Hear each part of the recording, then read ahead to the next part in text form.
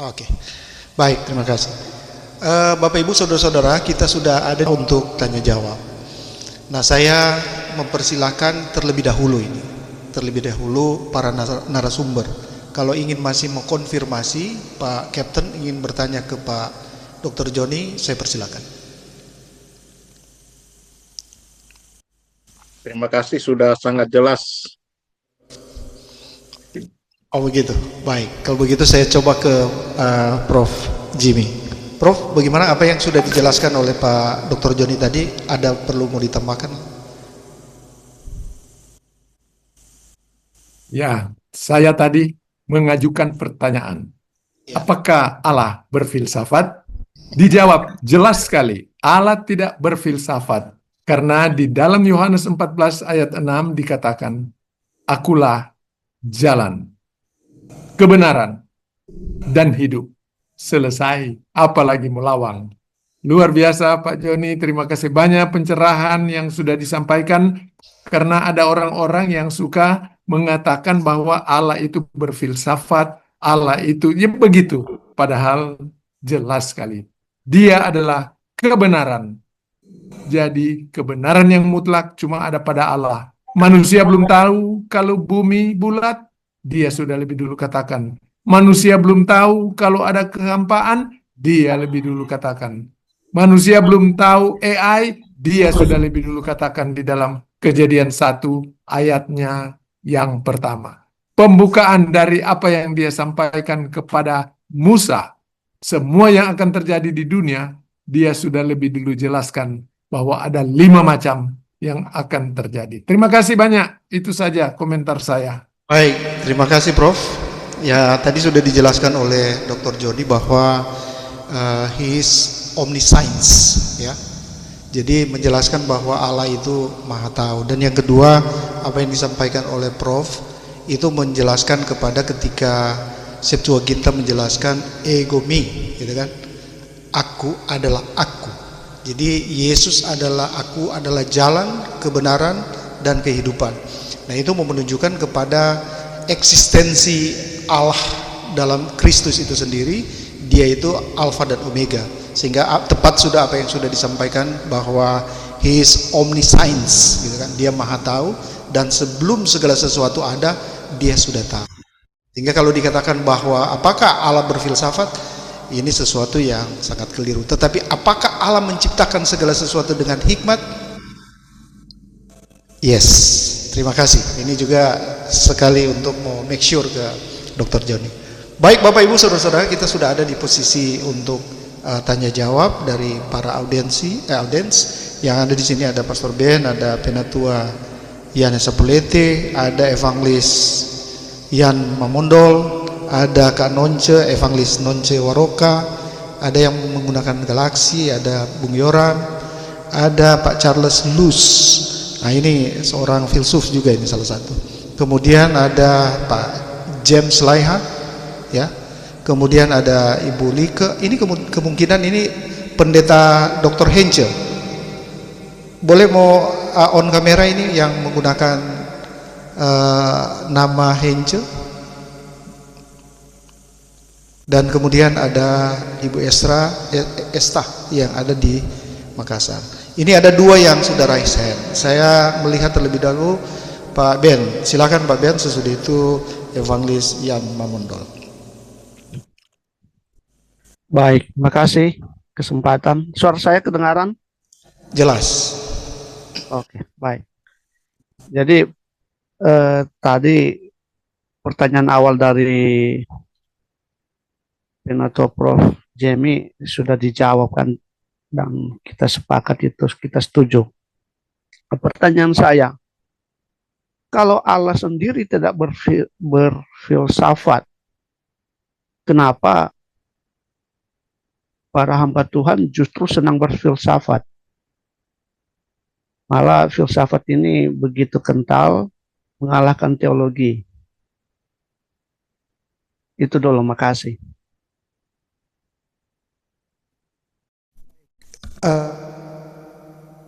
Sorry. Kalau begitu ini pertanyaan ditujukan ke siapa ini Pak Ben? tiga narasumber bisa menjawab dengan Iya. versi masing-masing.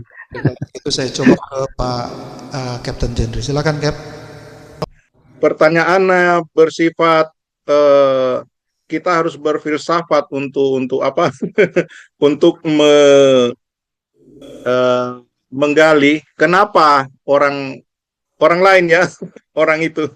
Jadi kita semacam harus membaca ini dulu, membaca neuroscience atau psikologi untuk mendalami orang tersebut. Kenapa orang atau hamba Tuhan ya tadi pertanyaannya, kenapa hamba Tuhan harus mereka berfilsafat sedangkan Allah sendiri tidak berfilsafat? Ya, kalau manusia itu berfilsafat berarti dia tidak berdasarkan kepada firman Allah, walaupun dia adalah hamba Tuhan. Karena mungkin juga dia tidak menyadari, saya mengatakan mungkin karena ini neuroscience ya dan psikologi. Jadi manusia itu atau hamba Tuhan itu ingin berusaha mencari kebenaran sendiri, bukan kebenaran dari Allah. Jadi dia seperti Pak John Pabisa tadi mengatakan, kalau Allah tidak berfilsafat, kenapa manusia harus berfilsafat? Berarti kebenaran dari Allah dia tidak sampaikan. Kalau kita sudah seperti tadi seorang penatua mengatakan bahwa kita harus menyadari bahwa kita semua ini sudah diselamatkan di dalam zaman anugerah ini, berarti apa yang kita harus sampaikan adalah keselamatan di dalam Yesus Kristus di zaman anugerah. Itu yang harus kita sampaikan, bukan kebenaran yang harus dicari sendiri. Sebab banyak hamba-hamba Tuhan yang tidak berfokus pada Injil anugerah itu, sehingga apa yang dia filsafatkan atau apa yang dia pikirkan, yang dia analisa seperti yang sudah disampaikan oleh Pak John Pabisa tadi, itu bukan berasal dari Allah kalau dia mau berfilsafat.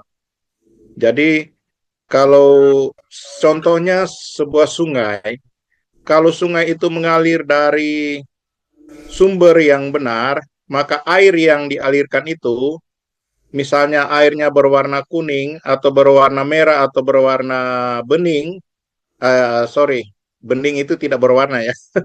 Jadi air itu juga yang akan mengalir sampai ke dari hulu sampai ke muara. Jadi kalau misalnya di dalam perjalanannya itu ada gangguan, misalnya di dalam dia memikirkan apa yang disampaikan itu, air itu yang seharusnya berwarna hijau, kemudian ada gangguan di dalam channelnya waktu dia mengalir itu, dia akan berubah warna. Sehingga yang muncul itu bukan warna hijau lagi.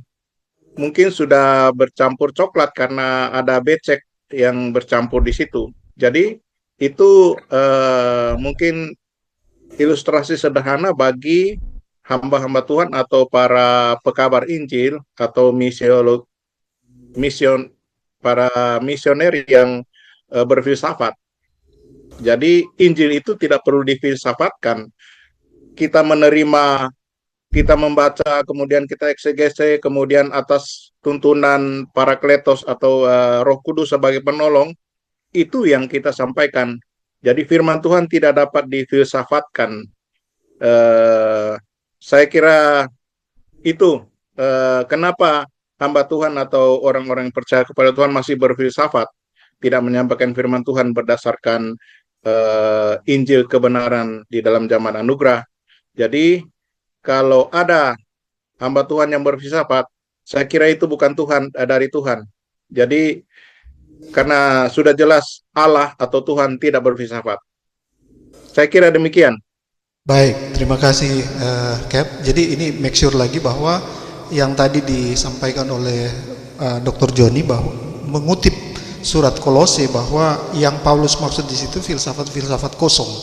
Nah, jadi berarti ada juga orang-orang yang menggunakan filsafat, atau boleh dapat dikatakan, sebelum saya ke Prof ya, saya mau konfirmasi dulu. Yang dimaksud filsafat kosong di situ, apakah mereka itu Pak John, apakah itu orang-orang juga yang orang percaya tetapi mereka berfilsafat, tetapi juga disandingkan dengan filsafat kosong, artinya filsafat yang tidak berdasar pada iman sejati yang Paulus maksud. Untuk make sure dulu ini Pak, supaya clear kita di sini. Silakan Pak John. Ya, terima kasih. Jawaban saya mau netral aja. Kalau dia tidak tunduk pada wahyu Allah, maka dia tidak akan pernah menemukan kebenaran. Dengan demikian tujuan berfilsafat itu tidak dapat terwujud. Demikian, terima kasih. Sebelum ke Prof, tapi Dr. Joni mengakui bahwa orang percaya juga bisa berfilsafat begitu, dengan menggunakan filsafat biblikal atau alkitabiah. Iya, kita seringkali berdebat, itu berarti kita sementara berfilsafat. Demikian, terima kasih. Ini jawaban luar biasa. Terima kasih. Silakan Prof, mau menjawab ini dari Pastor Ben tadi. Silakan. Itu materi tadi itu luar biasa. Itu filsafat kosong. Betul, kita jalia dorang baku sapu memang. Baku-baku ambe. Tapi lah ini sementara berfilsafat dorang ini. Betul sekali Pak John. Itu betul sekali. Karena masing-masing mau bilang saya yang benar. Begitu ya. Selalu mengatakan demikian. Tidak apa-apa. Cuma kita mesti mengerti bahwa Tuhan Allah memberikan kita tingkat pengertian. Sebagaimana Paulus juga diberikan tingkat pengertian. Paulus tadinya kan membaptis orang. Dia baptis itu Kripus dan Gaius yang ditulis di 1 Korintus. Kemudian apa yang terjadi? Dia akhirnya tahu tentang kebenaran bahwa dia diutus bukan untuk membaptis. Jadi kalau ini manusia, tidak apa-apa. Berfilsafat saja, sehingga Tuhan Allah memberikan pengertian, tingkat pengertian. Tapi kalau firman Tuhan itu, kalau Tuhan Allah, ya tidak, sama sekali tidak. Kalau kita masih belum menemukan, karena kita memang belum bisa. Ya, jadi tadi Pak Ben Yanis mengatakan kenapa hamba-hamba Tuhan itu berfilsafat, padahal mereka itu sudah membaca firman Tuhan karena tingkat pengertian. Itu saja yang sudah disampaikan oleh Pak Joni. Cuman memang filsafat yang kosong itu sama dengan omong kosong. Jadi kalau mereka tidak spaudaso, tidak anepaiskuntos, tidak ortotomeo, 2 Timotius 2 ayat 15, 2 Timotius 16 sampai 18 katakan ada 7 hal di situ. Omong kosong, tidak suci, menambah kefasikan, mulut seperti kanker, menyimpang dari kebenaran, mengatakan kebangkitan telah terjadi, dan yang ketujuh, merusak iman. Itu saja. Saya tidak mengarang-ngarang dan saya juga tidak membuat ini. Coba di antara yang hadir ini, siapa jago? Backing 1 ayat kalau boleh. Ya enggak ada yang bisa. Kalau jago itu dia. Berfilsafat, coba aja backing. Ya toh? Itu saja jawaban saya kepada Pastor Ben. Terima kasih Prof. Saya teringat juga apa yang Prof sampaikan ini di dalam 2 Timotius pasal 3 ayat 16. Karena di situ segala tulisan yang diilhamkan, grave, bukan biblos ya, tapi tulisan yang diilhamkan Allah. Jadi kata diilhamkan di situ kalau saya ingat ini, itu dia menggunakan bisa berarti Allah dengan hikmat. Atau juga dikatakan di situ bahwa itu juga bisa diterjemahkan menjadi nafas dari Allah. Jadi segala tulisan yang dinafaskan Allah. Jadi saya pikir kalau seperti yang tadi sudah disampaikan oleh Pak Joni bahwa semua orang percaya, bahkan para teolog juga sedang berpikir, itu mereka sedang berfilsafat. Satu kegiatan berpikir untuk mendapatkan jalan keluar yang benar. Tapi Allah tentu tidak seperti posisi manusia. Tapi dia mengatakan di situ bahwa inilah hikmat Allah. Kalau begitu saya ke Pak Ian Mamondol. Silakan Pak Evangelis Ian Mamondol menyampaikan. Sesudah itu Pak Penatua. Pastor Walda. Oh, oke. Mau tambahkan silakan. Iya, saya ingin saja mengulang ya, bahwa Allah itu tidak berfilsafat. Untuk apa Allah berfilsafat? Allah kan sumber kebenaran, dia tidak mencari kebenaran lagi gitu. Kalau kemudian manusia berfilsafat, itu berarti bahwa masih banyak yang belum dia tahu itu tentang kebenaran, sehingga dia perlu beraktivitas untuk mencari kebenaran. Tetapi kemudian fenomena, saya juga bersyukur ya bahwa filsafat ini ada. Kalau tidak, maka saya tidak bisa jadi dokter pendidikan ini. Gitu ya.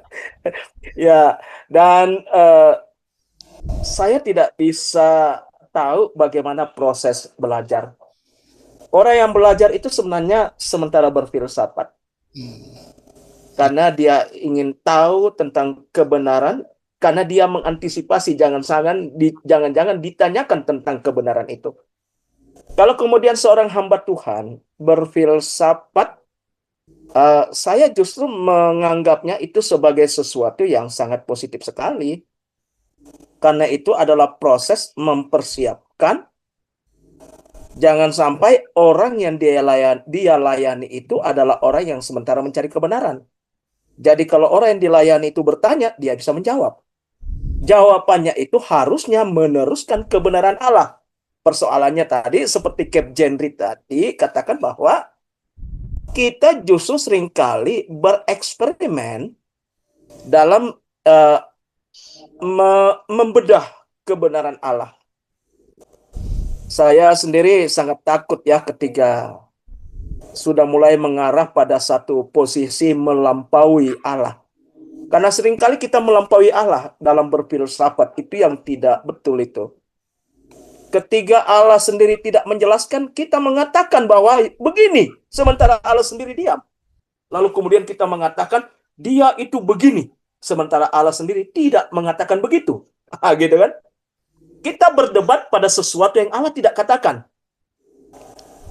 Jadi menawarkan hasil refleksi dia tentang kebenaran yang Allah tidak nyatakan, tapi kemudian dia klaim itu sebagai kebenaran Allah, padahal itu adalah temuan kebenaran oleh dia.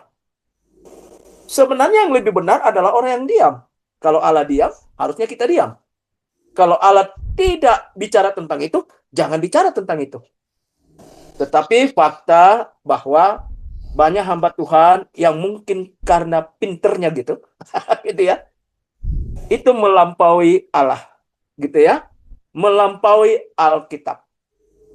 Kalau bicara kata, kalimat, seringkali juga kan itu berdasarkan kepentingan, mana yang lebih wow gitu. Jadi kalau saya, misalnya dalam kamus ya, misalnya dalam kamus, ada satu kata memiliki 3 kemungkinan arti. Orang akan memilih mana yang lebih wow dan mana lebih menguntungkan. Padahal kan itu ketiga bisa diartikan dalam 3, itu sebenarnya sifatnya pilihan. Dan tidak mungkin bisa 3-3 kita ambil. Gitu. Nah, ini persoalannya. Ketika dinamika itu berkembang, orang akan lihat, wah ini lebih tepat ini. Ini lebih wow ini. Ini lebih menggugah dan seterusnya. Dia ambil pilihan itu. Sikap, dia menyimpulkan ini loh, itu berfilsafat itu. Kalau saya menyarankan, mari kita jangan melampaui Allah dan jangan melampaui firman-Nya. Itu jauh lebih bagus. Silakan orang percaya berfilsafat. Tetapi kalau dia hamba Tuhan, itu untuk mengantisipasi orang yang dia layani. Jangan sampai dia bertanya tentang A, B, C, D. Oleh karena itu, satu ayat saja kita bisa berfilsafat tentang banyak hal. Kita bisa mencari kebenaran tentang banyak hal. Satu ayat saja.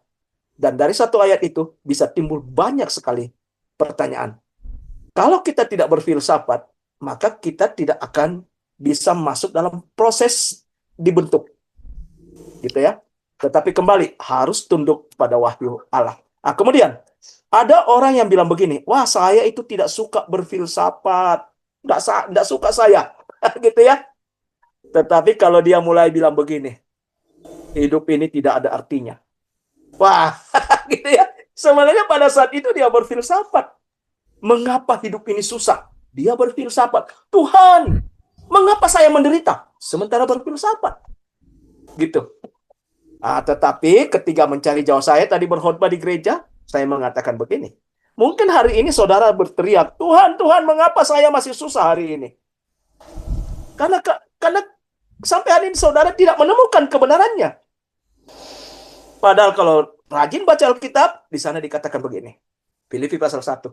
Kepada kamu bukan hanya dianugerahkan untuk percaya, tapi juga untuk menderita untuk Dia.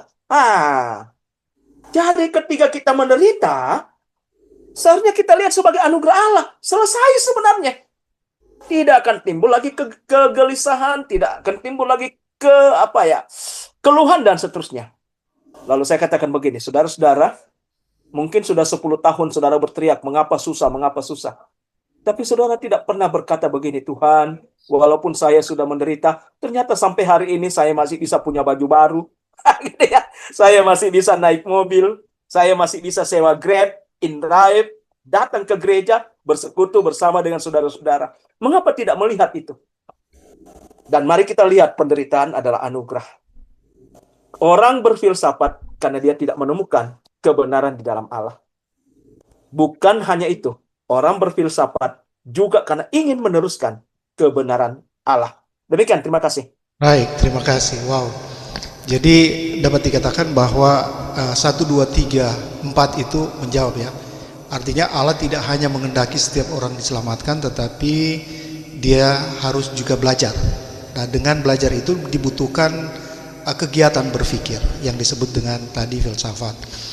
Nah, saya tambahkan seperti yang sering kali yang Prof juga sampaikan di situ, rightly dividing the word of truth, ya. Artinya ortotomeo di situ, Prof ya. Jadi orang percaya juga tidak hanya bisa membagi secara dispensasional, tetapi juga dapat membagi dengan melihat bahwa seperti tadi ilustrasi yang disampaikan oleh Pak John, bahwa apakah hidup kita ini hanya untuk ciptaan baru itu supaya senang? Tidak, tetapi justru di situ dikatakan bahwa Paulus katakan kepada kamu tidak hanya dikaruniakan selamat, tetapi menderita bersama Kristus. Sementara Kristus sudah di surga, kalau bersama itu ya, tidak ya, kita tidak bahas soal itu. Nah, kali ini saya memberi kesempatan Evangelis Yan Mamundol untuk menyampaikan pertanyaan. Silakan. Baik, terima kasih. Singkat saja, saya mau tanya untuk Pak Dr. Joni. Paulus kita tahu dia punya pemahaman tentang filsafat, dan apakah ketika dia menerima wahyu dari Tuhan, kemudian dia menyampaikan lewat surat-suratnya, itu dia memakai wahyu Tuhan ditambah dengan pengetahuan filsafat dia, atau murni wahyu Tuhan yang disampaikan tanpa melibatkan keilmuan filsafatnya? Terima kasih. Silakan Pak Dr. Joni, karena pertanyaan ini spesifik ditujukan ke Pak John. Silakan Pak.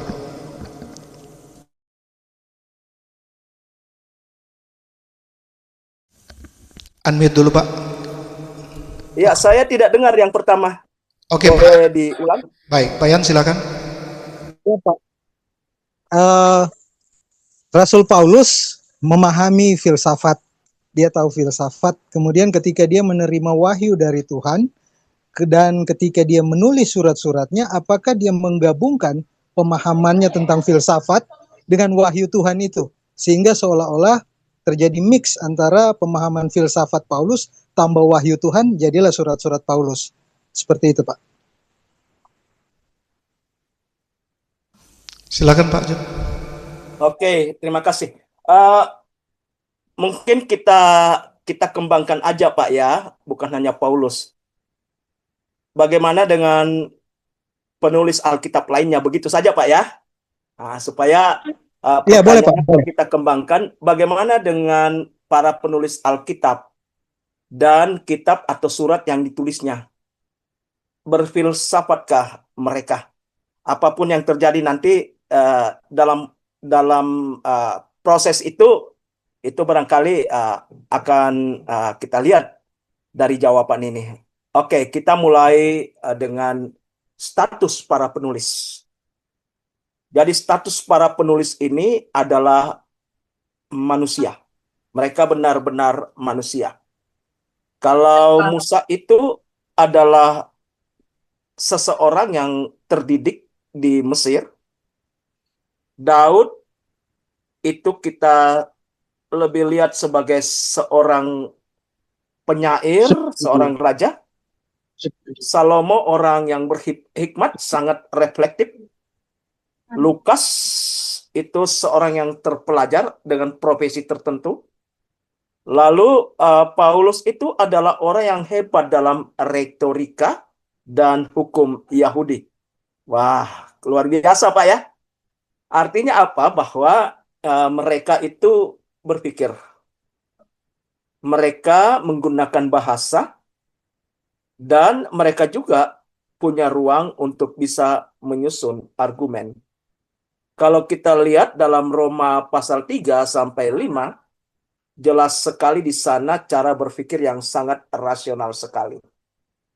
Kalau kita membaca pengkhotbah, kita melihat bagaimana kitab itu sangat reflektif sekali. Lalu kalau kita membaca Ayub, maka kita akan melihat sangat filosofis. Ini tetapinya Pak. Semua penulis itu menulis dalam inspirasi Allah. Ini hebatnya. 2 Timotius pasal 3 ayat 16, segala tulisan diilhamkan Allah. Kita mengakui bahwa 66 kitab dan surat yang ada dalam Alkitab kanon tertutup itulah yang dimaksud tulisan yang diilhamkan Allah. Barangkali begitu. Sehingga demikian, tidak benar kalau ada yang mengatakan bahwa hanya 13 surat Rasul Paulus yang adalah firman Allah. Seluruh kitab dalam Perjanjian Lama adalah firman Allah. Dan harus kita terima sebagai firman Allah. Kita tidak boleh membuangnya. Karena Rasul Paulus juga melarang kita untuk membuangnya. Dalam Roma pasal 15 ayat 4. Segala tulisan yang dahulu itu adalah pelajaran. Sehingga demikian tidak benarlah ketiga hari ini saya bicara tentang Injil keselamatan. Ketiga percaya pada Yesus yang sudah mati, dikuburkan, dan bangkit. Itu sebagai Injil hari ini. Lalu kemudian ada yang berpendapat bahwa saya menolak teks ayat Alkitab yang lain. Tidak benar. Saya adalah orang yang menerima semua teks ayat Alkitab. Mulai dari Kejadian pasal 1 sampai Wahyu pasal terakhir, ayat yang terakhir. Tetapi ketika bicara hari ini, maka saya akan memberitakan Injil hari ini, yaitu Injil anugerah Allah, yang di dalamnya berita tentang Yesus mati, dikuburkan, bangkit. Itulah Injil yang menyelamatkan. Saya lebih bagus menginjil dengan berita itu, daripada kemudian kita berdebat dan kemudian mengatakan, Injil ini pun saya boleh sampaikan. Silakan saudara sampaikan. Boleh. Seandainya kisah tentang Yesus membuat air menjadi anggur, itu bisa jadi alat penginjilan saudara, silakan. Tetapi selalulah kunci dengan berita yang paling penting, yang sangat penting. Bahwa Kristus telah mati, dikuburkan, dan bangkit. Mengapa ini menjadi penting? Supaya ketika saya orang yang pasti masuk surga di atas, orang yang saya injili pun, orang yang mendengarkan berita yang saya sampaikan pun itu juga masuk surga di atas. Jangan saya masuk surga di atas, sementara Injil yang saya beritakan membuat dia masuk di bumi. Ini menjadi sesuatu yang tidak bertanggung jawab menurut saya. Jadi ini hanya persoalan filsafat mungkin ya. Gitu ya. Tapi tentu tidak. Kita cuma meneruskan Injil hari ini. Oke. 2 Petrus pasal 1 ayat 21. Terbukti saya menggunakan ayat ini. Orang-orang berbicara atas dorongan Roh Kudus. Digerakkan oleh Roh Kudus. Artinya apa?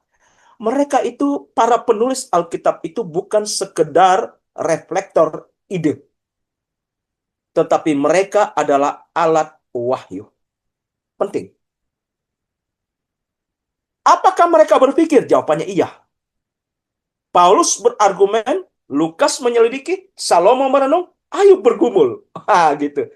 Tetapi perbedaannya di sini adalah mereka tidak mencari kebenaran yang belum disampaikan oleh Allah. Mereka tidak mencari itu. Tetapi sekarang kan yang tidak disampaikan oleh Allah, orang mau cari. Gitu kan? Gitu ya. Oke. Para penulis Alkitab hanya menuliskan apa yang diwahyukan. Dan mereka tidak tambah, mereka tidak kurang. Ini bedanya manusia hebat hari ini. Mereka hanya menyatakan kebenaran Allah yang disampaikan kepada mereka, yang diwahyukan kepada mereka, yang diilhamkan kepada mereka untuk disingkapkan kepada manusia hari ini.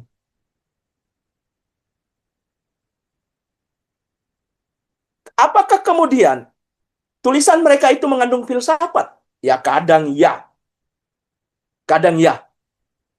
Kalau dalam Kisah Rasul 17, Paulus berdialog dengan para filsuf kan? Tetapi kalau melihat berdasarkan sumber, maka tidak. Karena sumbernya dari Allah yang menyatakan kebenaran. Mari kita lihat secara khusus Paulus. Paulus tidak berkata, ya, aku menyimpulkan misteri ini. Aku menyimpulkan rahasia ini. Tetapi dalam Efesus pasal 3 ayat 3 dia mengatakan rahasia itu dinyatakan kepadaku. Coba perhatikan 13 surat Rasul Paulus. Tidak ada kesimpulan yang Rasul Paulus buat. Tidak ada. Kalau dalam nulis artikel itu kan di bagian terakhir selalu ada simpulan, kesimpulan. Gitu. Rasul Paulus tidak pernah menyimpulkan wahyu yang ia terima. Tetapi ia hanya menuliskan rahasia itu sebagai sesuatu yang dinyatakan kepadaku. Jadi dia tidak menyimpulkan berdasarkan akal pikirannya. Sehingga demikian, itu bukan hasil refleksi filsafat. Tetapi itu adalah wahyu langsung. Jadi, saya kembali ulang. Kalau filsafat itu mengamati, menganalisis, menyimpulkan, kalau Rasul menerima, diilhami, dan menyatakan. Apakah mereka berfilsafat? Mereka juga menggunakan akal. Tetapi mereka bukan berfilsafat dalam arti mencari kebenaran secara spekulatif.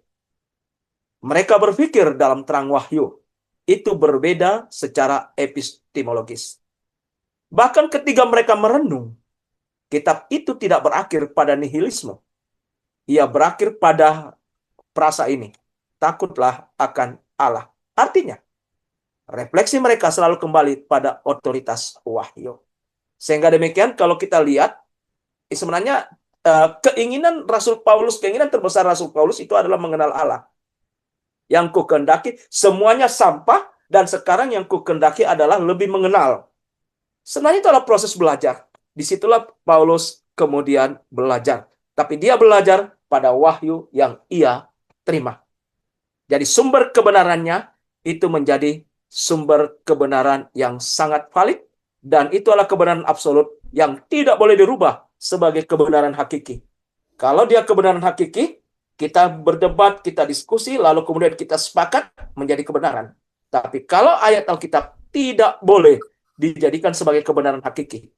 Ayat Alkitab, teks ayat Alkitab, 66 kitab itu adalah kebenaran mutlak. Demikian Pak, jawaban saya, dan mudah-mudahan ini bisa langsung dicocok-cocokkan saja dengan pertanyaan Pak Yan. Mohon maaf Pak, tidak langsung menjawab ini. Terima kasih, Tuhan Yesus memberkati. Baik, Terima kasih Pak. sudah cukup Pak Yan ya?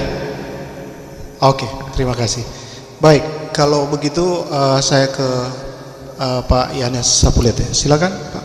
Sesudah Pak Yanes nanti saya buka lagi kurang lebih 2 orang lagi. Silakan Pak. Ya Pak, terima kasih Pastor. Semua lupa kita yang pertanyaan. Nah, itu juga salah satu dari bentuk filosofi itu, filsafat itu. Oke baik, terima kasih banyak Pak ketiga narasumber ya, yang sudah berikan pencerahan buat kita sekalian. Dan untuk Dr. Johnny, ya tadi penempatan atau penggunaan filsafat ya, kata terakhir itu yaitu bagaimana dia, kalau tidak salah ya,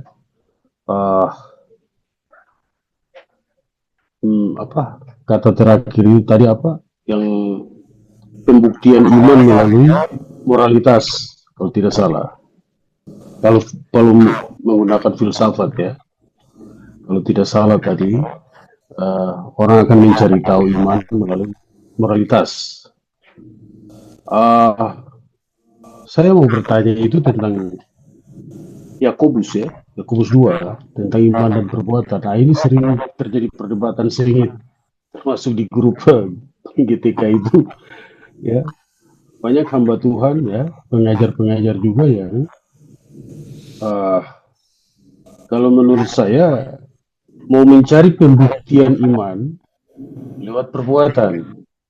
Karena itu dituntut apa dikatakan oleh Yakobus bahwa ya, iman jika tidak disertai oleh perbuatan maka itu iman kosong, lalu orang mulai berspekulasi yang seperti filsafat tadi berspekulasi bahwa orang itu tidak beriman. Nah, itu yang saya mau tanyakan, Pak. Mengapa Yakobus, artinya apakah ada unsur filsafat di dalamnya, di dalam surat Yakobus ini kepada 12 suku di perantauan ini, supaya uh, kita sebagai pengajar, sebagai hamba Tuhan, tidak salah mengerti tentang konteks daripada Yakobus pasal 2 ayat 14 sampai 26 soal iman dan perbuatan ini, Pak.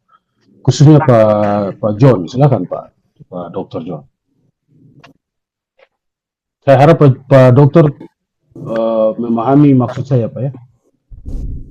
Oke, kalau belum paham nanti di apa make sure. Silakan Pak Dr. Joni.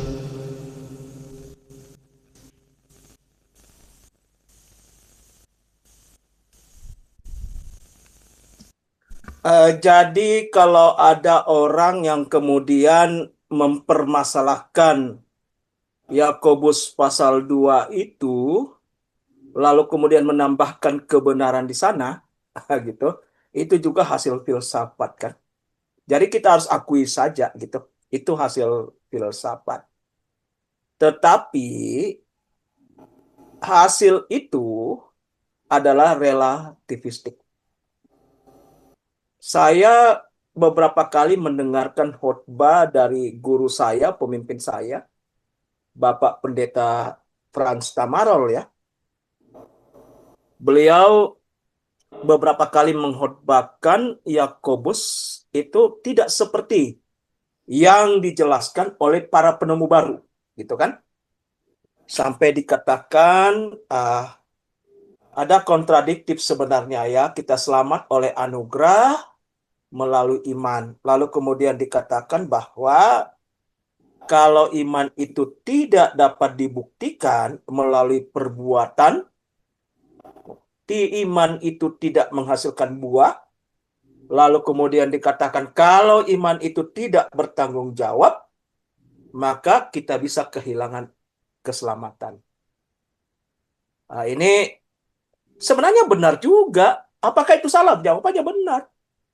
Kalau kita mengartikan bahwa kita menjadi benar jika kebenarannya adalah iman plus ketaatan.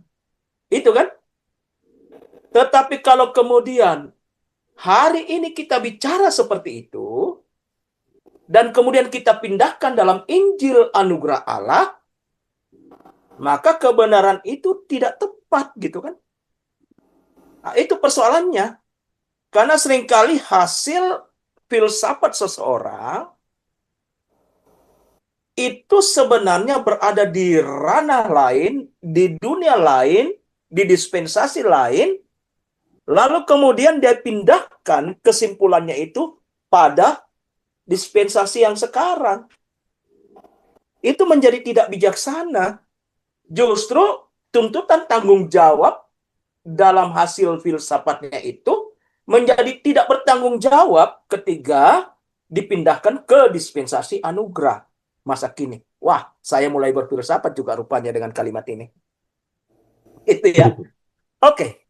Kebenaran hari ini mengatakan kita karena kasih karunia, kamu diselamatkan oleh iman, itu bukan hasil usahamu, itu bukan hasil pekerjaanmu.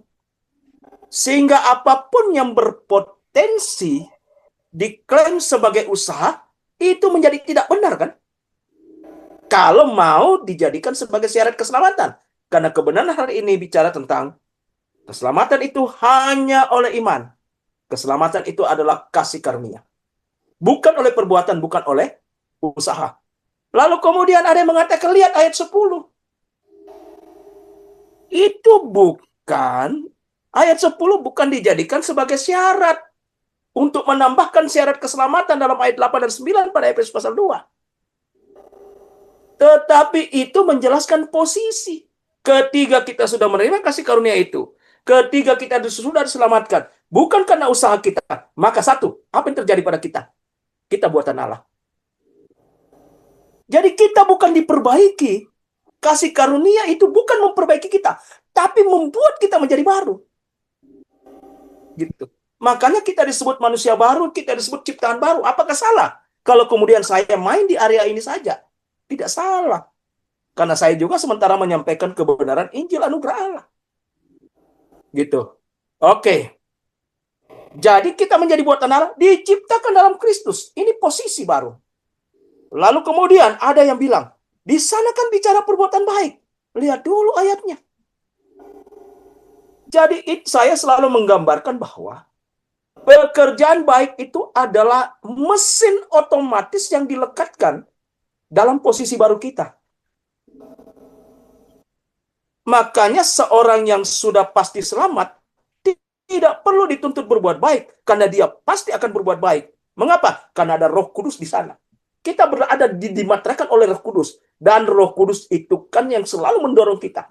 Nah, saya selalu ingat itu ya, ilustrasi yang disampaikan oleh para pendahulu-pendahulu saya. Jangan sampai peran Roh Kudus itu akhirnya jadi lingkaran. Kalau lingkaran itu kan tidak ada tajam-tajamnya kan gitu. Jadi kalau ada keluar sedikit, kita tidak merasa gitu. Tetapi kalau dia bentuk segitiga atau segi 8, segi 16, yang jelas ada tajam-tajamnya, kita bergerak sedikit, salah langsung terasa, saya salah. Gitu ya. Oke, jadi ayat 10 itu, kalau di sana ada bicara pekerjaan baik, maka itu sebenarnya mesin otomatis yang dilekatkan dalam posisi baru kita. Mengapa itu harus diletakkan? Karena Allah mau kita hidup di dalam situ. Gitu kan? Jadi bukan diperintahkan untuk melakukan, tetapi yang Allah kehendaki adalah kita hidup di dalam situ, di dalam posisi baru, sebagai buatan Allah, diciptakan dalam Kristus, melakukan pekerjaan yang baik. Itu yang Allah mau. Gitu kan? Oke. Kembali lagi bahwa kadang orang berfilsafat, lalu kemudian mereka menghasilkan kebenaran karena persetujuan intelektual. Logikanya harusnya begitu. Gitu kan? Makanya kalau dia beriman, harusnya berbuat baik.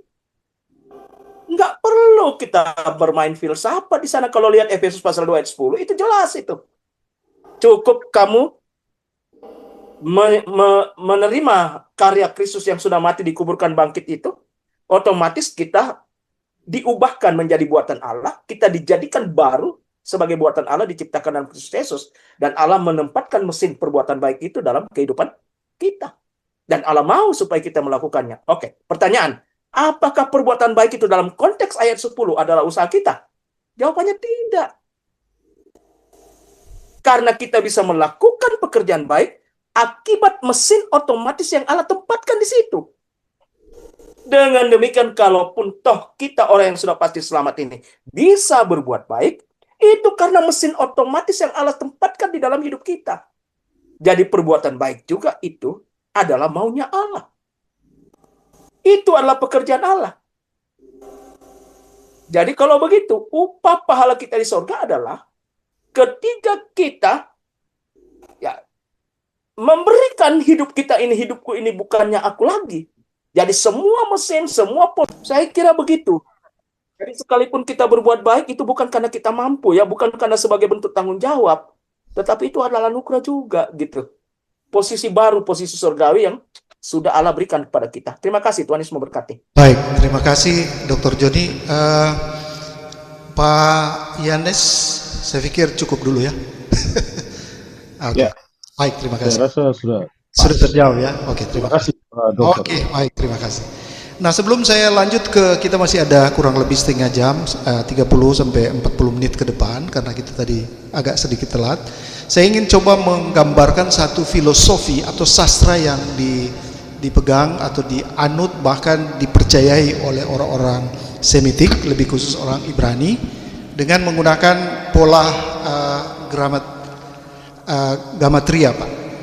Jadi bangsa Israel itu atau bahasa Ibrani itu kan dia memiliki alfabetnya. Nah, seperti contoh kata kasih. Kata kasih di sini dia menggunakan huruf-huruf seperti alef, he, bet, he. Kenapa? Karena dia menggunakan kata ahava di sana. Nah, jadi kalau misalnya dia menggunakan kata ahava, itu alef itu geometrianya 1, sementara he itu angka 5, dan kemudian bet atau fet itu angka 2, dan kemudian he angka 5. Total dari kata ahava itu sendiri atau mengasihi itu dia menjadi angka dengan 13. Nah, kemudian ini harus disandingkan selalu kata ahava itu dengan kata ehad dalam bahasa Ibrani. Sementara ehad itu dia terdiri dari kata huruf alef 1, dan kemudian dia gunakan ket, dia angka 8, dan dalet angka 4. Jadi 1 tambah 8 9, tambah 4 sama dengan 13. Nah, ini yang saya ingin katakan, bahwa mengapa kasih itu selalu ehad, mengapa kasih itu selalu satu tunggal, dia tidak pernah ganda atau plural, tapi satu itu jadi esa, seperti yang dikatakan hai orang Israel, Tuhan kita adalah Allah kita, dan Tuhan kita adalah esa. Nah, bagi bangsa Israel angka 13 itu adalah angka keramat. Beda dengan mungkin banyak kalangan di kita menganggap bahwa angka 13 itu adalah angka krusial yang mengacu kepada angka sial, ya. Nah, jadi ini kurang lebih yang ingin coba saya gambarkan. Di sanalah filosofi atau filsafat dari orang Israel menggunakan sastra Ibrani. Dengan demikian, terima kasih untuk Pak Yanes Sapulete yang sudah menyampaikan pertanyaan dan kemudian dijawab langsung oleh Pak Dr. Joni. Saya coba ke Pak Hence. Ini kalau tidak salah ini Pendeta Dr. Hence Mandolang. Selamat malam Pak Hence.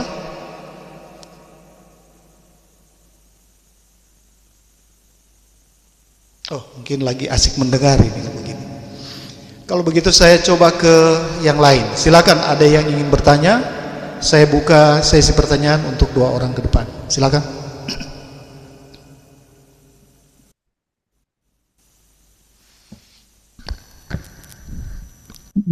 Rupanya ini sudah jelas jadinya, ya. Tidak ada pertanyaan lagi. Boleh saya tanya, Pak? Ini siapa ya? Pak, sorry saya belum. Charles. Oh, Pak Charles ya? Oh ya, silakan Pak Charles. Pak bikin pertanyaan singkat, padat dan jelas supaya waktu kita bisa pakai dengan silakan. Sebenarnya ada beberapa yang saya tanya, tapi ini cuma mau awali dulu dengan ini deh. Saya mau tanya ke Pak Pabisa deh, ya, Pak Joni Pabisa, tentang ini. Proses pembuat, kan tadi Bapak ngomong semua orientasinya adalah dari buku kitab suci agama Kristen, dalam hal ini Alkitab, ya Pak. Saya mau tanya Pak, bagaimana proses pembuatan Alkitab itu kemudian dikaitkan dengan yang wahyu-wahyu yang serba katanya itu Pak. Bagaimana proses sejak kaum itu ya, arkeolog itu kaum Sovereign dan Masoret itu menulis buku dari benda-benda purba yang ditemukan, kemudian dia mulai awal menafsirkan, kemudian dia ditranskrip, ditafsirkan, sampai sekarang sudah jadi multiplier penafsirannya sampai sekarang. Nah, saya mau tanya yang sebenarnya proses pembuatan kitab suci, penulisan kitab suci Alkitab itu bagaimana sebenarnya Pak? Itu yang pertama. Terus yang kedua, kalau kita ngomong tentang pendapat filosof dengan kenyataan di kitab suci, Saya mau tanya Bapak, yang pertama Allah ciptakan di alam semesta ini apa? Sebenarnya Allah ciptakan yang pertama kali Allah ciptakan itu apa? Itu aja. Itu aja dulu Pak. Baik, terima kasih Pak Charles. Mute dulu ya Pak ya, supaya kita bisa berdiskusi dengan baik. Dengan pertanyaan 2 itu silakan Pak Dr. Joni. Maaf Pak Pastowada, saya izin live dulu karena persiapan mau flight ke Manado. Oh, oke. Kalau begitu nanti tolong bilang ya kalau sudah sampai di Manado supaya boleh ketemu. Oke. Oke, baik. Besok pagi Pak, rencananya kalau Tuhan kehendaki. Oke. Malam ini terbang, pagi baru sampai. Ya, sebentar kita juga nanti akan doakan penerbangan Pak Captain. Ya, baik. Terima kasih. Terima Izin kasih, live Kak. duluan ya semua. Terima kasih. Minta Captain maaf. Henry. Selamat malam. Salam untuk keluarga Pak. Malam, shalom. Shalom. Baik. Kami tinggalkan percakapan dengan Pak Kapten Jendri Adisaputra Gandaria, Master Teologi, Magister Teologi. Saya menuju ke Dr. Joni. Silakan Pak John. Ya, oke, terima kasih. Pertama, kita lihat dulu bagaimana proses penulisannya. Jadi lewat wahyu. Ya, lewat wahyu. Jadi para penulis tidak berinisiatif menciptakan pesan, tetapi menerima penyataan Allah. Menerima wahyu Allah. Itu yang tadi Prof. Posangi menantang kita. Ada enggak yang bisa bikin satu ayat?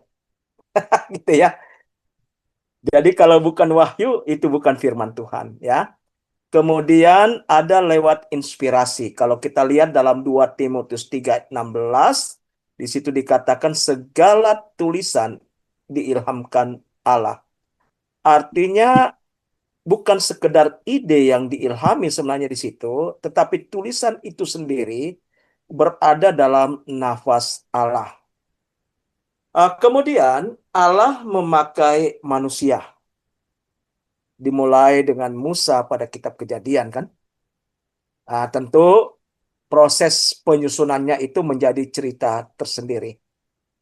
Kemudian bagaimana akhirnya dikumpulkan lewat proses kanonisasi dari berbagai sumber, kita percaya bahwa itu juga adalah pekerjaan Allah sendiri melalui Roh Kudus.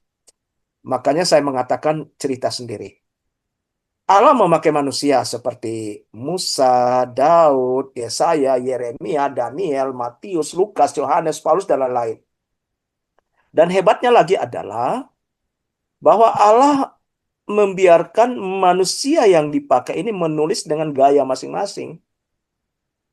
Kontekstual diri mereka masing-masing. Mereka menulis juga dalam konteks sejarah nyata dalam bahasa asli mereka.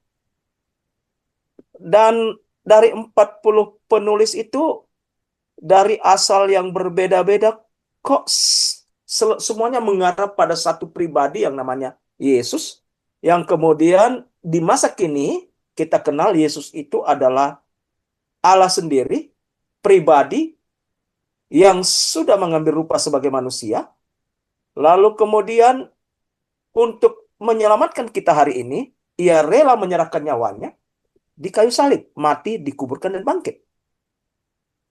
Yang hebatnya adalah begini, mengapa bisa sama? Ya, tidak ada yang bertentangan. Kalau bisa buku dari Bapak Dr. Frans Tamarol tentang ayat-ayat Alkitab bertentangan benarkah?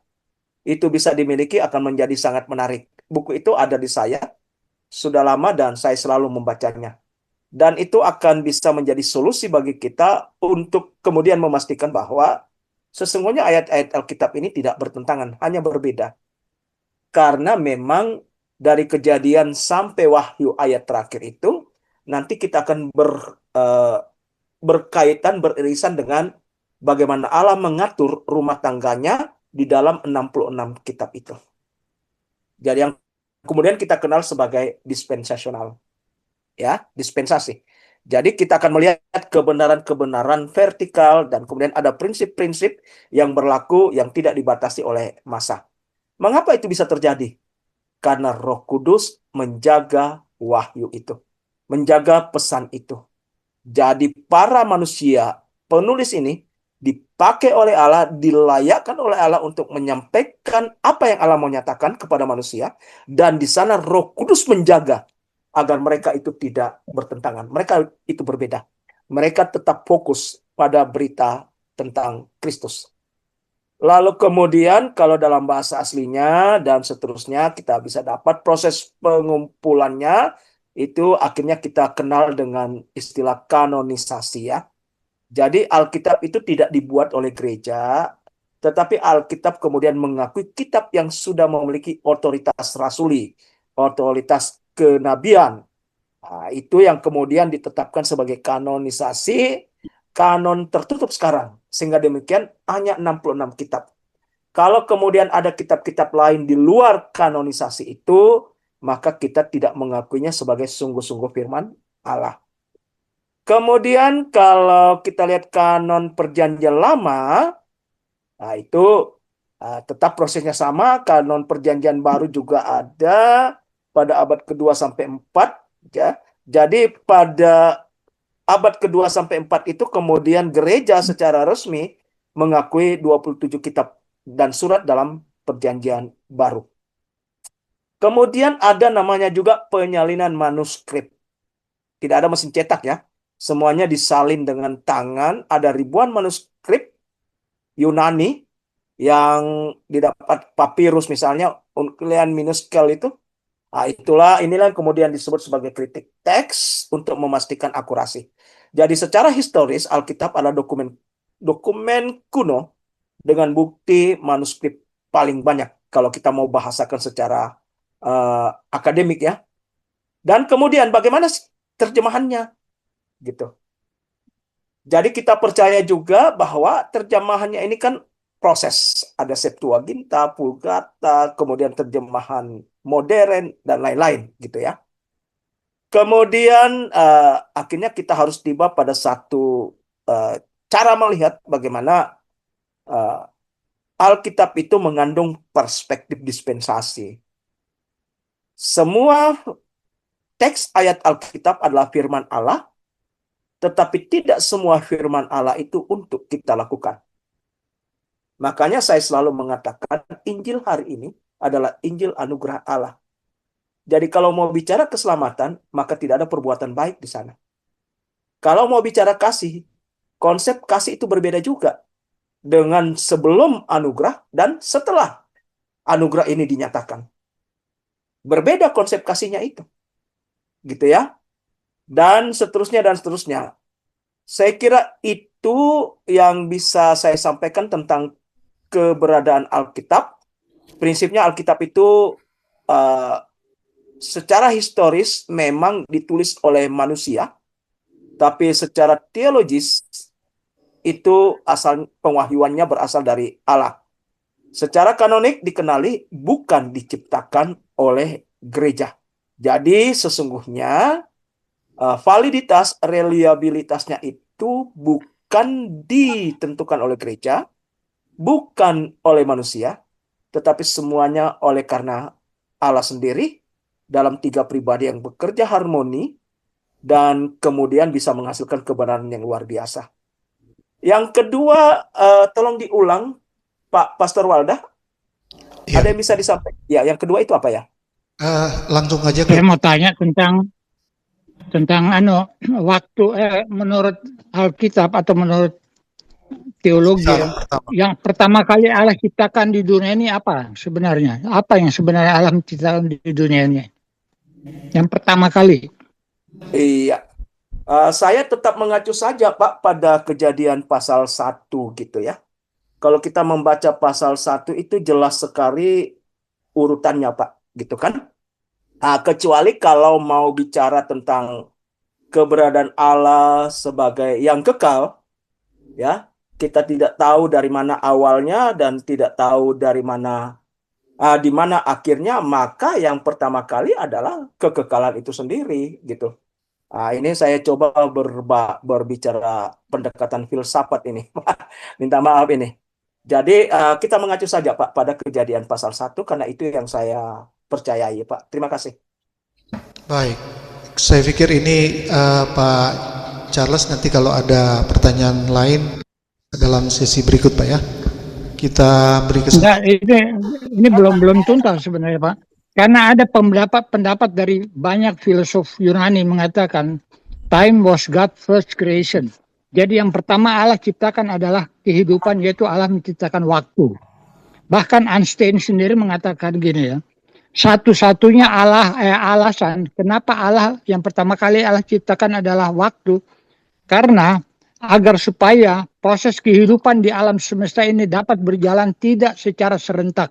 Jadi ada the past, ada present, ada the future, ada waktu yang lalu, ada saat ini, ada yang besok, begitu seterusnya, ada yang kemarin, ada hari ini, begitu seterusnya. Jadi baru bisa yang lainnya diciptakan hari pertama, hari kedua, tanpa hari ketiga dan seterusnya, tanpa ada waktu, semua itu tidak akan ada gitu loh. Jadi yang pertama, makanya saya pikir kok agak bertentangan antara Alkitab dengan pendapat para filsuf gitu loh. Itu aja lah. Baik Pak, jadi gini, kalau untuk penciptaan tadi sudah dijawab oleh Dr. Joni bahwa melibatkan semua di situ waktu. Artinya kalau kita bicara dalam praeksistensi Allah, Allah itu tadi sudah dijelaskan kekal. Tetapi ketika dia menciptakan dunia, itu juga ada waktu memang ya. Tapi artinya di sini Allah itu praeksistensinya kekal, dia tidak berada di dalam waktu, tetapi waktu ada di dalam Allah. Sementara terhadap yang relatif itu di dalam bumi, itu waktu yang membatasi kehidupan manusia.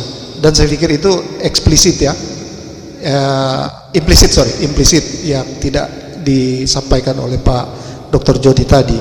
Nah artinya kalau mau hal itu mau disandingkan dengan para filsuf, nah ini tentu harus kita batasi karena tadi sudah dijelaskan bahwa kalau misalnya kita berteori atau berpikir dengan menggunakan pola logikal manusia yang terbatas, maka kita tidak akan pernah dapat menggapai kebenaran yang absolut tadi. Di awal-awal itu sudah dijelaskan tadi Pak. Kalau misalnya Pak Dr. Joni mau tambahkan, silakan Pak. Ya, terima kasih Pak. Terima kasih Pak Charles. Saya memahami itu Pak. Tetapi saya harus kembali lagi pada apa yang Alkitab katakan. Kalau kita lihat urutannya, yang pertama kali diciptakan itu adalah langit dan bumi. Gitu ya. Oke, lalu kemudian mengapa ketika orang mulai berfilsafat, lalu mencoba menyelidiki kata prasa-prasa di dalam Kejadian pasal 1, akhirnya mereka menemukan kata pada mulanya. Berangkat dari kata pada mulanya inilah mereka kemudian mengartikan ini bicara waktu. Jadi ketika langit dan bumi belum diciptakan, waktu sudah dikatakan, gitu kan? Dengan pada mulanya. Tetapi masalahnya adalah Allah sendiri tidak berada dalam waktu ya. Jadi kalau bicara pada mulanya itu menunjukkan bahwa waktu itu punya awal dan sebelum itu tidak ada waktu fisik. Gitu. Itu hasil filsafat orang gitu ya. Sehingga mereka beranggapan bahwa waktu itu sebenarnya yang pertama kali diciptakan. Tetapi bukankah waktu itu dinyatakan pada mulanya? Kalau kemudian dikatakan itu sebagai ciptaan, maka seharusnya ya bisa jadi posisinya sama dengan langit dan bumi, gitu. Bisa diposisikan sama dengan hewan, cakrawala, binatang itu tadi, kemudian tumbuhan, dan pada akhirnya manusia. Gitu ya. Tetapi pada mulanya, Allah sendiri memulai sesuatu yang awal bagi manusia. Lalu kemudian mereka katakan, waktu adalah ciptaan yang paling pertama. Gitu ya. Oke, eh, itulah berfilsafat, Pak. Berfilsafat, kalau saya itu di posisi ketiga, Allah tidak mengatakan waktu itu adalah yang dibuat oleh Allah, diciptakan oleh Allah, ya saya terima saja, Pak. Karena saya mengimani bahwa itulah kebenaran. Tetapi kalau saya mau berfilsafat, saya juga harus mengakui ada kata waktu di sana ketika bicara pada mulanya. Tapi kemudian apakah itu menjadi pengajaran saya? Tidak perlu. Karena yang saya harus beritakan adalah apa yang dikatakan oleh Allah. Di Injil kasih karunia hari ini, saya tidak mempermasalahkan itu, Pak.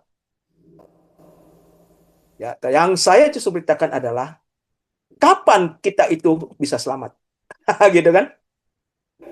Nah, kalau kita itu bisa memiliki kepastian keselamatan kalau kita percaya pada berita bahwa Yesus telah mati, dikuburkan, dan bangkit. Demikian saja, Pak. Terima kasih. Tuhan Yesus memberkati. Mungkin Prof bisa menjelaskan, karena ini pendekatan filsafat yang ya, memang kental sekali. Terima kasih. Oke, silakan Prof. Apa yang dijelaskan oleh Bapak Penatua Joni Pabisa itu benar ya. Jadi kenyataan yang ada 5 lebih dulu. Kejadian 1 ayat 1. Jadi kenyataan yang ada itu pada mulanya. Ya, itu yang lebih dulu. Nah, jadi kalau misalnya kita berfilsafat jadinya begini. Tapi kalau kita ikut saja teks, lebih dulu Tuhan Allah bikin terang, kemudian bikin cakrawala, kemudian bikin tanaman. Jadi urutan-urutan itu sampai hari ke-7 dia istirahat. Begitu aja. Kita cuma mengikuti teks. Tapi kalau orang berpikir dengan menggunakan filsafat ya, itu karena beda sekali bahwa tulisan dalam Alkitab itu ya kita percaya saja, imani. Dan iman itu ya bagaimana ya? Percaya pada sesuatu yang tidak kelihatan. Itu definisi iman. Jadi kita percaya saja. Namun ada satu hal. Saya ini sebelumnya tidak beriman. Saya tidak percaya pengharapan masuk surga. Ketika saya percaya masuk surga itu, otomatis dengan Efesus 2 ayat 10 terjadi perubahan. Kalau mau tanya kehidupan saya ini, aduh, bukan main. Tapi terjadi perubahan karena apa? Karena sudah menjadi buatan Allah, menjadi ciptaan baru dalam 2 Korintus pasalnya yang ke-5 ayat 17, ciptaan baru. Jadi beda. Ini sama seperti mata uang. Kita menerima selamat dan kita menerima sebelah perbuatan baik yang dikerjakan oleh Roh Kudus. Bukan usaha kita, tapi Roh Kudus. Dan saya rasakan terjadi perubahan. Saya rindu baca Alkitab. Dan ketika saya membaca, bukan main. Hebat sekali. Sampai mati tidak akan selesai. Dan ada banyak sekali pertanyaan. Di mana Tuhan diam, saya juga diam. Nanti saya tanya ke Tuhan. Nanti saya tanya. Karena itu bisa langsung ketika ketemu dengan beliau. Itu saja yang saya bisa sampaikan. Terima kasih. Terima kasih. Pastor Walda, Oke, silakan Pak. ya ini yang saya katakan tadi bahwa kalau kita berfilsafat itu hasilnya bisa relativistik. Relatif, gitu ya. Ini kan kita spekulasi ya. Saya juga sudah menjelaskan tadi arti kata spekulasi. Tolong arti kata spekulasi itu ditempatkan dalam pengertian materi saya tadi, gitu ya. Jangan menduga-duga. Jadi materi saya nanti saya bagikan dan kita lihat definisi spekulasi itu seperti apa. Namanya orang belajar kan. Orang mau berfilsafat. Lalu kemudian pada mulanya itu dia berpikir ini terkait dengan waktu. Lalu menjadi kebenaran yang relatif juga. Karena kalau saya belajar, saya tidak melihatnya sebagai waktu. Saya melihatnya sebagai sesuatu yang pertama kali dibuat. Kan bisa begitu. Gitu ya. Jadi ketika bicara pada mulanya, saya melihatnya sebagai sesuatu yang pertama kali dibuat. Bukan bicara waktu. Tapi orang bisa bilang itu waktu. Karena pada mulanya. Nah, ini tergantung Kalau orang Manado bilang bak kuat di referensi, Jo. Gitu ya. Kita kuat di referensi.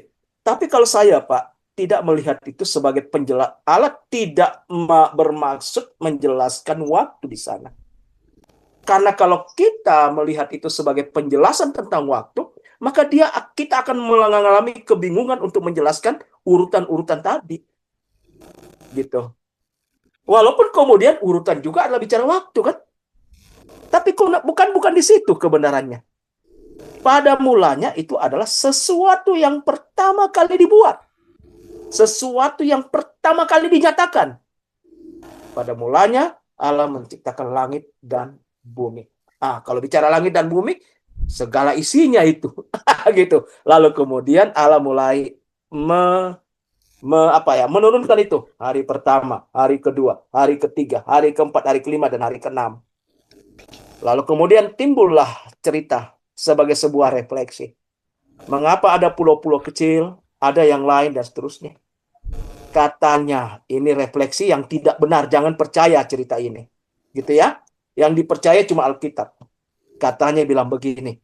Karena somo lewat itu hari ke-6, ya tanah-tanah yang sisa terpaksa diambur, Jo. Menjadi pulau-pulau kecil. Tapi jangan percaya cerita itu. Yang perlu dipercaya bahwa apa yang Allah kerjakan itu adalah sempurna, itu adalah paling baik.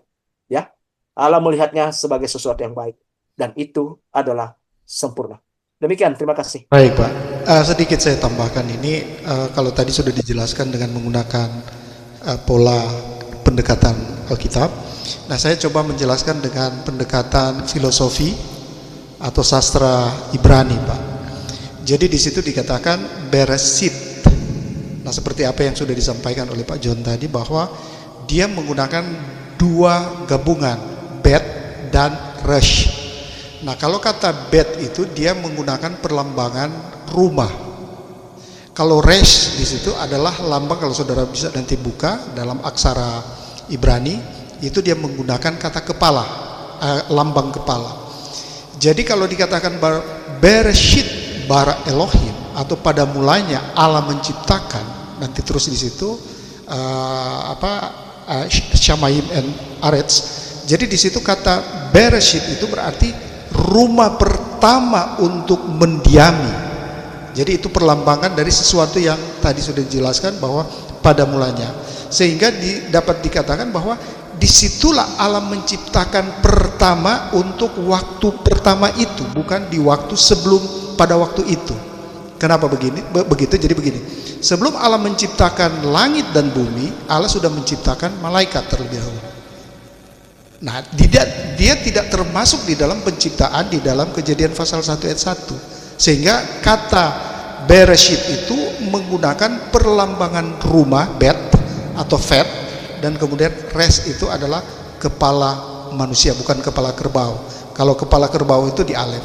Nah, jadi saya pikir itu yang ingin digambarkan oleh Pak Dr. Joni dan juga Prof, bahwa yang terpenting di sini bukan bagaimana kita mengetahui sistem penciptaan yang Allah mulai dari penciptaan awal pada waktu itu, tetapi bagaimana kita memiliki suatu kepastian keselamatan. Itu yang terpenting. Baik, saya pikir Pak Charles kita batasi dulu ya untuk tanya jawab, karena kita sudah ada di penghujung ini, Pak, tanpa mengurangi rasa hormat ini. Saya coba. Terima kasih, Pak. Baik, terima kasih Pak Charles. Nanti ada waktu berikut kita tetap berdiskusi. Kami sangat menghargai dan mengapresiasi Pak Charles dalam pendapat-pendapat, namun tetap saya berpikir kita ada waktu yang membatasi lagi ya. Ada past, ada present, today, dan ada future. Ya, oke. Baik. Saya coba ini dan waktu itu adalah kehidupan, Pak, itu ya. Iya, pasti semua waktu itu ada kehidupan. Jadi ada batas waktu juga hidup toh. Ada waktu menanam, ada waktu menyiram, ada waktu untuk menuai, tapi ada juga waktu untuk kita melihat tanaman-tanaman itu seperti rumput. Tumbuh. Ya, itu namanya waktu aion, Pak. Jadi ada waktu aion, ada waktu kronos, atau kairos. Jadi penciptaan alam semesta awalnya waktu itu waktu aion istilahnya. Dari sampai sekarang waktu itu masih berjalan terus.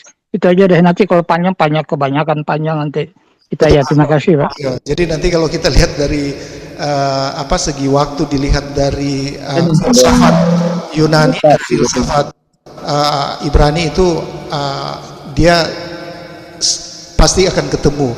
Jadi ada kairos, ada kronos, ada aion, ya, dan tetap itu waktu di mana Allah tetap masih berintervensi waktu yang ada sekarang. Betul Pak. Baik, terima kasih Pak Charles. Dengan segala hormat, Iya. tinggalkan percakapan ini. Saya Terima coba kasih. ke satu orang lagi, ini Pak Hengel. Silakan Pak Hengel. Ada Sebentar Pak Pastor Walda, Oke, silakan Pak. ini barangkali menjadi catatan pentingnya bahwa dalam studi Ibrani itu, kata Ibrani ya, Ya, maka harusnya makna itu tidak ditentukan oleh arti modern, karena bahasa Ibrani kan juga mengalami perkembangan kan, betul. mengalami perkembangan. Ya. Jadi ketika mengalami perkembangan, lalu kemudian perkembangannya itu juga kan akan berefek pada perluasan arti dan seterusnya gitu. Lalu kemudian kita paksakan yang modern ini masuk pada penulisan di awal. Ini juga menjadi penting untuk diperhatikan. Yang pertama, yang kedua, makna kata itu tidak boleh ditentukan oleh tafsir rabbinik belakangan. Tidak boleh. Kemudian tidak boleh juga ditentukan oleh filsafat Yunani. Maka akan baik jikalau kita ingin mendapatkan arti yang sesungguhnya itu, ya kita lihat konteks teks saja. Betul. Kemudian kapan zaman penulisan dan bagaimana struktur gramatikalnya. Itu barangkali menjadi penting sekali. Jadi apakah kita tetap menerima perkembangan dari bahasa itu, tetapi janganlah kemudian perkembangan bahasa itu mengubah wahyu ya. Tidak boleh terjadi. Jadi harusnya kita tetap mempertahankan makna asli dalam konteks penulisan tetap itu. Sebenarnya yang berubah itu adalah cara manusia membaca dan menafsirkannya, itu yang selalu berubah. Maka saya selalu mengatakan dalam bahasa yang cukup ekstrim, ketika kita mau mengartikan itu, ya cara manusia membaca dan menafsirkannya, maka akan ikut di sana namanya kepentingan dan politik. Politik dalam tanda kutip ya. Ketika kita bicara organisasi, ya politik organisasi. Ketika kita bicara seperti seorang pedagang, ya politik dagang. Makanya banyak hamba Tuhan juga yang menerapkan politik dagang kan. Gitu. Ada organisasi juga yang menerapkan politik organisasinya. Jadi cara manusia membaca dan menafsirkannya saja. Tetapi saran saya, kalaupun terjadi perkembangan bahasa, dinamika bahasa dalam bahasa Ibrani, maka jangan mengubah wahyu. Tetaplah pada konteks teks, perhatikan zaman penulisan, dan perhatikan struktur gramatikalnya. Betul, Pak. Itu demikian, terima kasih. Terima kasih untuk lebih mempertegas, memperdalam pemahaman kita bagian ini. Karena memang dalam sastra Yahudi itu juga sendiri, dia berapa kali paleo ya, disebut paleo itu mengalami berapa kali perubahan. Jadi misalnya saya coba lihat itu dari tinjauan historis. Seperti Yesus katakan begini, jadilah garam. Jika garam itu sudah tidak lagi dapat mengasinkan, maka dia akan tidak digunakan, kemudian dibuang. Nah ini kan berbeda dengan konteks kita. Betul Pak ya? Nah jadi artinya historisnya bangsa Israel pada waktu itu, garam itu dulu hanya diambil di Laut Mati, dan kemudian itu hanya dalam bentuk batu. Jadi ketika mereka gunakan untuk masak itu, batu itu yang dimasukkan ke dalam masakan. Nah lambat laun juga kadar garam yang terdapat dalam batu itu akhirnya hilang, dan kemudian itu hanya menjadi batu biasa. Nah ini konteks yang ada pada waktu itu, konteks dalam pengertian historikalnya, sejarahnya, itu tidak boleh juga kita sejajarkan. Artinya historis bangsa Israel atau sejarah bangsa Israel dengan sejarah di kekinian di zaman modern ini, itu tentu tidak sama, sehingga kita tidak boleh mengsejajarkan bagian itu. Tepat sudah apa yang disampaikan, harus tetap mempertahankan gramatikalnya, dan tetap juga harus ada historikalnya di sana. Bukan begitu Pak Dr. John? Baik. Ya, ada tantangan terbesar ini, Pastor Walda. Ya. Kita melihat bahwa dalam 66 kitab itu ada berbagai cara Allah mengatur manusia. Ada kebenaran vertikal yang berlaku di masa tertentu, dan ada prinsip yang kemudian kita sebut sebagai kebenaran horizontal yang tidak dibatasi oleh masa tertentu. Banyak orang mengaku bahwa dia sudah paham itu. Saya sudah belajar dispensasi, katanya gitu. Bahkan sampai tingkat advance katanya. Tetapi yang masalah adalah ketika kita menerapkan, banyak orang yang gagal dispensasi dalam menerapkannya. Berkhotbah dari misalnya masalah bahtera gitu. Mau diterapkan. Nah, saya melihat seringkali orang terburu-buru ya. Langsung memindahkan saja. Terapannya itu tetap terapan bahtera. Padahal yang harusnya terapannya adalah terapan di masa kini gitu kan. Menjadi pelajaran itu, mana yang menjadi pelajaran? Itu kan harusnya bisa tersampaikan gitu. Betul. Kita justru banyak menggunakan bahasa hukum hari ini ketika kita bicara penerapan dispensasional. Kita khotbahkan hukum, menerapkan juga hukum. Jadi penerapannya hukum yang dipaksakan masuk dalam kehidupan kasih karunia dalam anugerah. Ini menjadi tantangan besar buat kita.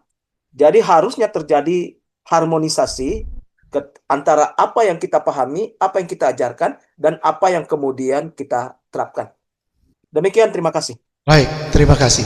Jadi dengan demikian ini kita segera akhiri pertemuan, dan saya minta masing-masing narasumber bisa dapat memberikan closing statement sehubungan dengan filsafat bukan dalam tetapi dan teologi. Silakan, saya lebih dulu ke Pak Prof. Dr.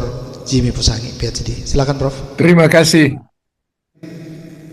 Biar so jago sekali, biar hebat sekali. Jago filsafat, hebat sekali. Tahu ini, tahu itu. Walaupun kaya sekali, walaupun hebat, luar biasa, sangat terkenal, satu dunia dia punya. Tapi kalau sorga tidak kenal, percuma semua itu. Karena paling sampai berapa? 80, 90, 100, taruhlah 200. Tapi kalau sorganya kenal, percuma. Beda sekali dengan orang yang so tahu pasti masuk sorga. Saya saja baru ada chat, so bilang di chat, so rindu mau pulang. Dorang jaga bilang ke kita, semoga umur panjang. Nyanda. Kita suka secepat-cepatnya pulang. Pesadap mulia itu tanpa di sana. Luar biasa itu tanpa. Karena 2 Korintus 5 ayat 1, karena kami tahu bahwa jika kemah tempat kediaman kita di bumi ini dibongkar, Allah telah menyediakan suatu tempat kediaman di sorga bagi kita. Suatu tempat kediaman yang kekal, yang tidak dibuat oleh tangan manusia. Aduh, 2 Korintus 5 ayat 8, Paulus bilang rindu sekali. Kita sama, so rindu sekali. Itu saja, terima kasih. Baik, terima kasih. Asal jangan sampai Tuhan Yesus sendiri katakan, depart from me. I never had you. You are unqualified. Oke, makasih. Matius 7. Matius 7. Oke. Terima kasih Prof. Ini memang dahsyat ya. Sebelum ke Dr. Joni, diingatkan Pak John supaya kalau bisa share materi tadi di grup sebelum kita akhiri.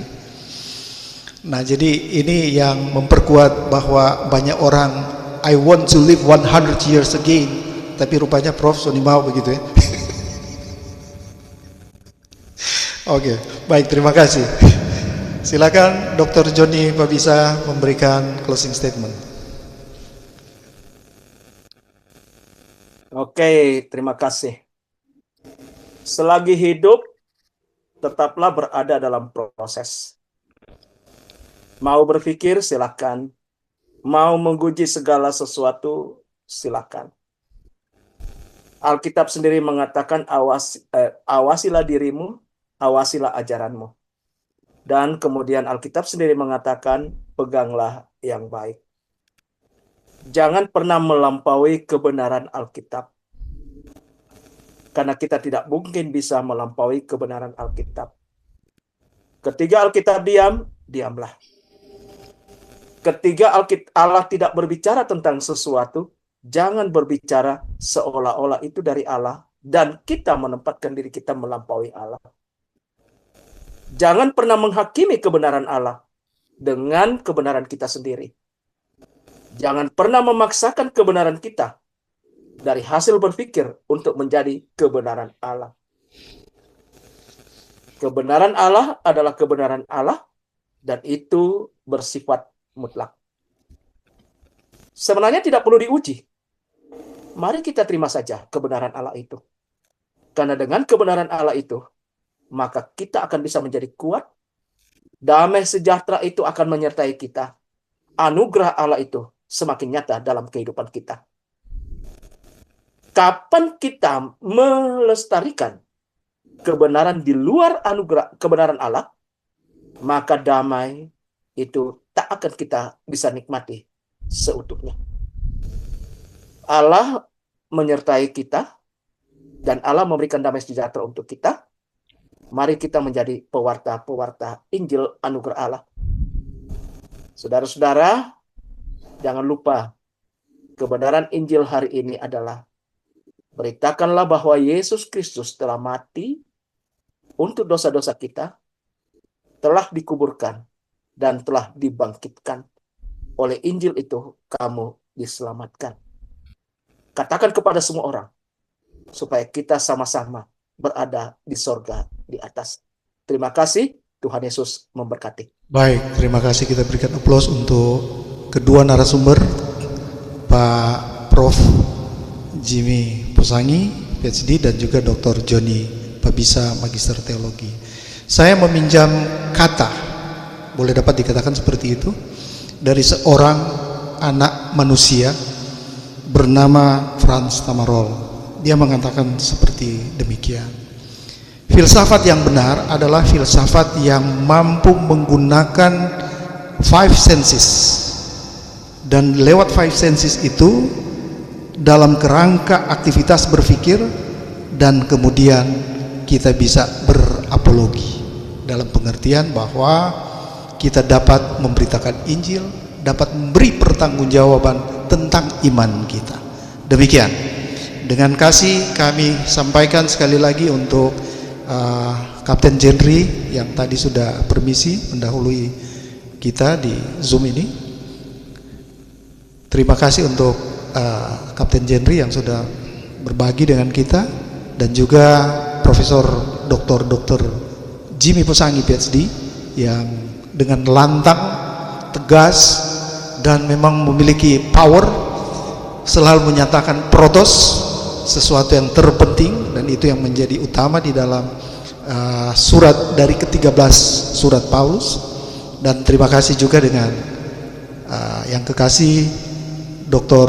Joni Pabisa, Magister Teologi, yang sudah berbagi berkat bersama dengan kita di sini. Kita akan menutup, dan saya minta kesediaan Pastor Wilmar Yanis untuk menutup kita di dalam pertemuan kita malam hari ini. Silakan Pak W.